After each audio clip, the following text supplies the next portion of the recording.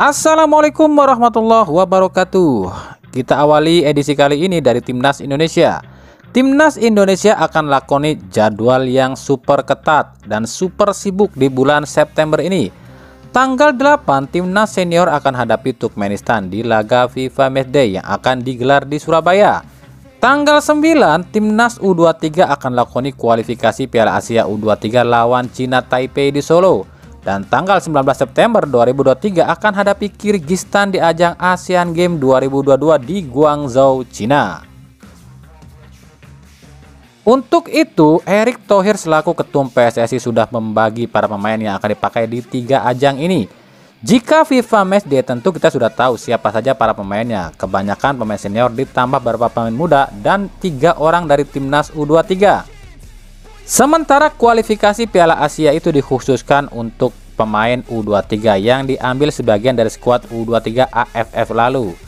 Nah, untuk ajang ASEAN Games sendiri ini dipimpin oleh Indra Syafri yang akan memakai Timnas U24. Isinya adalah sisa dari pemain AFF yang tak dipanggil ke kualifikasi Piala Asia U23. Ditambah beberapa pemain yang tengah diseleksi oleh Indra Syafri dengan syarat minimal kelahiran tahun 1999. Untuk sementara Timnas U24 ASEAN Games ini diisi oleh Kakang Rudianto, Robi Darwis dan Rahmat Irianto dari Persib, Bagas Kava dan Bagus Kavi dari Barito Putra, Irfan Jauhari dari Persis Solo, Adi Satrio dan Haikal Al-Hafiz dari PSIS, Ananda Raihan dari PSM, Kadek Arel dari Bali United, Frankie Misa dari Persikabo, Salim Tuhaira dari Madura United, Rifki Dwi dan Esal Sahrul dari Persita Tangerang, ditambah Abdurrahman dari Rans dan juga M. Ragil dari Bayangkar FC. Untuk yang lain masih diseleksi oleh Indra Syafri dan kemungkinan akan pakai pemain U19 seperti Iqbal Gwijangge dan Hugo Samir. Lalu masuk ke bulan Oktober ada kualifikasi Piala Dunia 2026 yang diisi pemain Timnas Senior dan U23 dan tentu saja Piala Dunia U17 di bulan November. Dan berikut jadwal lengkap Timnas Indonesia di segala kelompok usia di bulan September sampai bulan Mei 2024.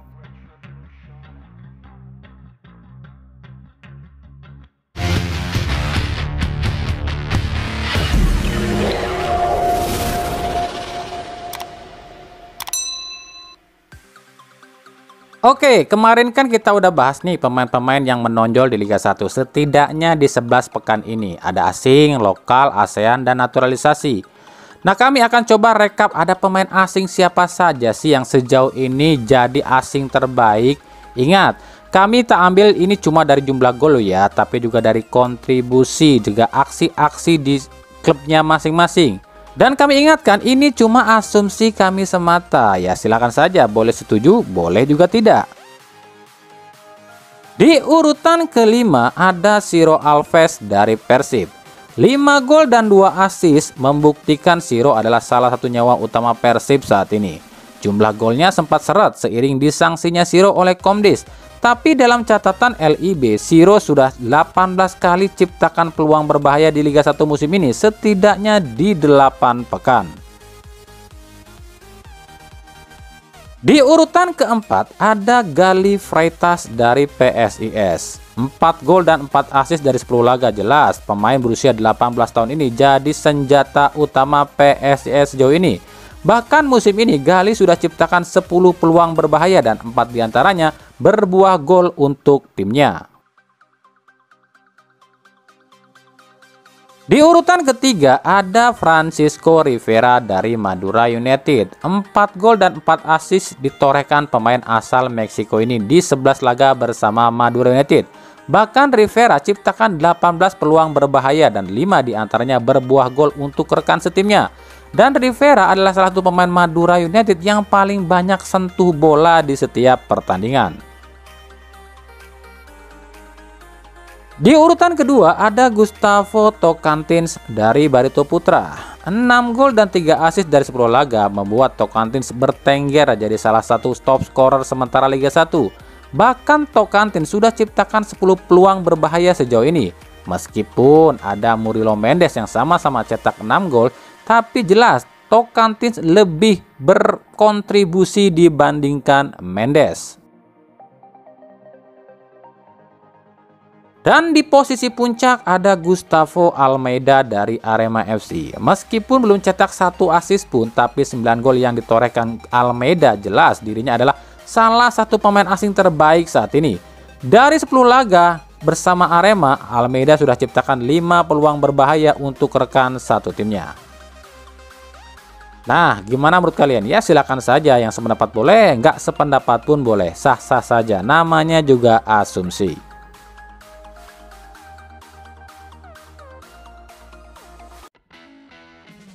Pemain abroad asal Malaysia yang kini main di Liga Belgia yakni Lukman Hakim kabarnya diminati alias didekati atau ditawari main oleh klub Liga 1.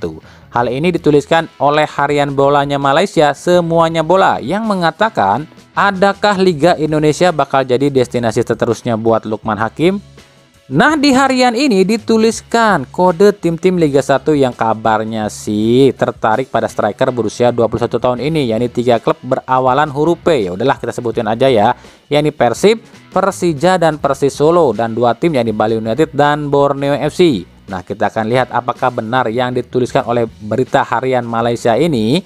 Sebagai catatan, harian Malaysia ini jarang benernya loh ya. Dari Borneo FC, pelatih Borneo FC Peter Huistra mengaku senang dengan banyaknya pemain Borneo FC yang dipanggil ke timnas. Menurut Peter, ini membuktikan jika kualitas pemain Borneo FC cukup mumpuni hingga dilirik oleh timnas. Soal kekurangan pemain saat pemain dipanggil ke timnas, Peter mengaku tak masalah. Para pemain cadangan Borneo FC masih cukup layak dan bisa diandalkan. Diketahui ada 7 pemain Borneo FC yang dipanggil ke timnas, yakni Komang Teguh, Fajar Faturrahman, M. Taufani, Nadio Argawinata, Dava Fasya, Stefano Lillipali, dan Adam Alis. Wah, salut nih sama pelatih kayak gini nih, dukung banget sama timnas, mantap. Tapi yakin Pak nggak marah? Atau ada maksud lain nih? Ntar kalau maksud tertentunya itu ditolak sama PSSI, bakalan marah nggak nih?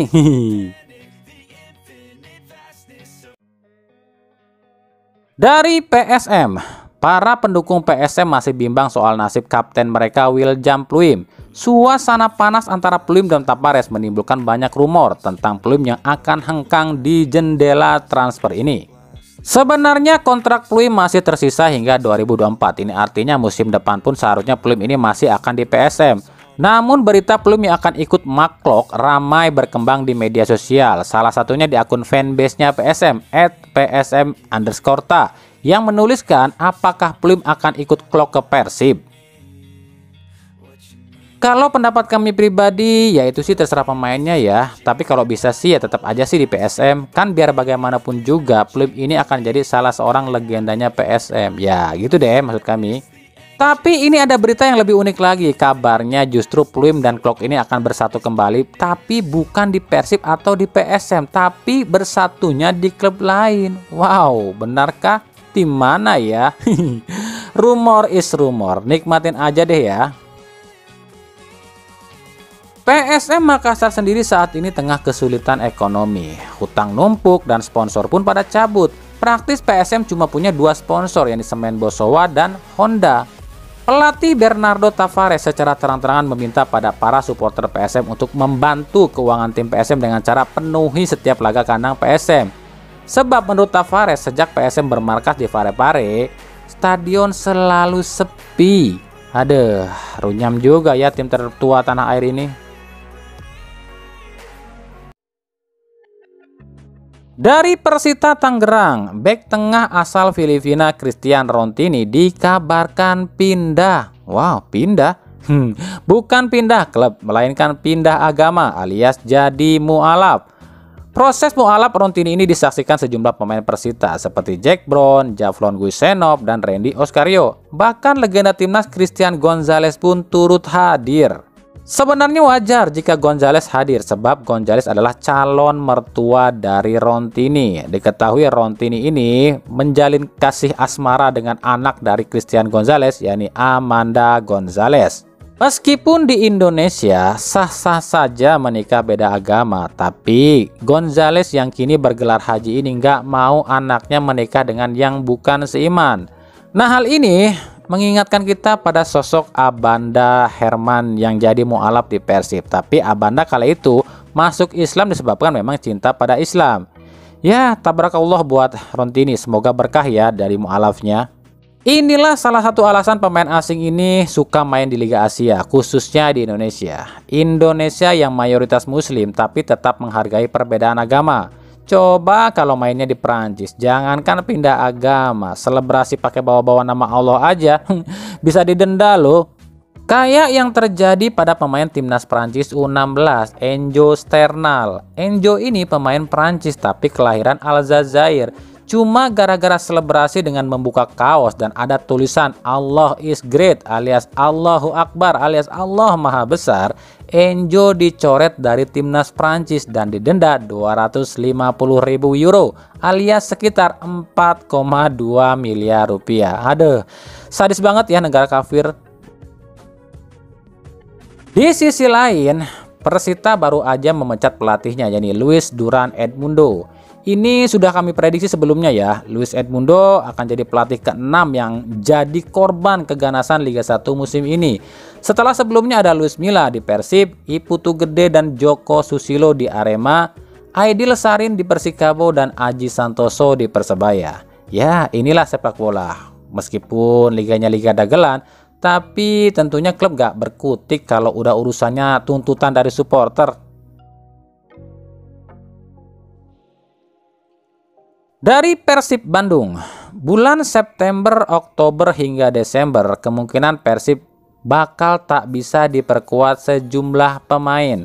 Tercatat ada 11 pemain yang akan absen terus lantaran dipanggil timnas dan lain-lain.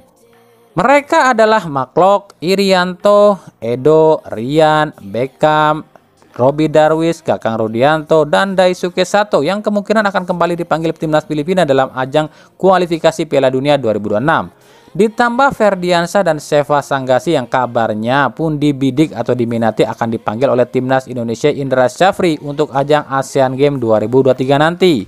Dengan kemungkinan hilangnya 11 pemain ini, Boyan Hodak kabarnya tengah memantau sejumlah pemain muda yang bisa ditarik ke tim senior. Untuk itu, kabarnya Persib akan adakan uji coba dengan tim Persib U20 dan beberapa kelompok usia di Persib Junior. Hal ini selain mengisi kekosongan di jeda kompetisi, juga sebagai seleksi para pemain muda yang bisa saja diambil ke tim senior Persib. Nah, bicara soal Boyan Hodak, seperti apa sih Boyan Hodak di mata para pemain Persib? Mungkin ini sudah lumrah kali ya, di setiap klub juga pasti ada. Jika ada pemain yang suka dan pemain yang nggak suka sama pelatih. Tapi menurut salah seorang pemain Persib yakni Maklok yang kami kutip dari bolasport.com, kelebihan Hodak bagi para pemain Persib itu adalah Hodak ini taktiknya lebih mudah difahami dan selalu ngasih kepercayaan dan kebebasan bagi pemain dalam berkreasi di lapangan. Mungkin di bawah coach Boyan Hodak, taktik yang diterapkan lebih mudah supaya semua pemain tahu bagaimana tugas mereka di atas lapangan. Selain itu, coach Boyan Hodak juga kasih lebih banyak kepercayaan kepada pemain, ujar Maklok yang kami kutip dari bolasport.com. Ya, wajarlah kalau Klok ini menganggap Hodak ini lebih mudah difahami. Sebab Hodak kan pakai bahasa Inggris yang difahami para pemain asing dan naturalisasi. Sementara Luis Milla kan pakai bahasanya Spanyol yang jangankan pemain lokal, pemain asing aja nggak pada ngerti kecuali Alberto. Ya nggak? Dan tentu buat Maklok memang Boyan Hodak lebih bagus, sebab kita tahulah Maklok ini sempat berisi tegang dengan Luis Milla. Tapi bagi pemain-pemain yang kental dengan atau dekat dengan Luis Milla seperti Rezaldi, Putu Gede, Rian Kurnia, Edo Febriansa, Febri Haryadi, dan Ezra Walian mungkin lebih senang dilatih oleh Luis Milla. Sebab selain nggak galak ya, Luis Milla pun lebih santai, ya nggak? Kalau Hodak kan meledak-ledak.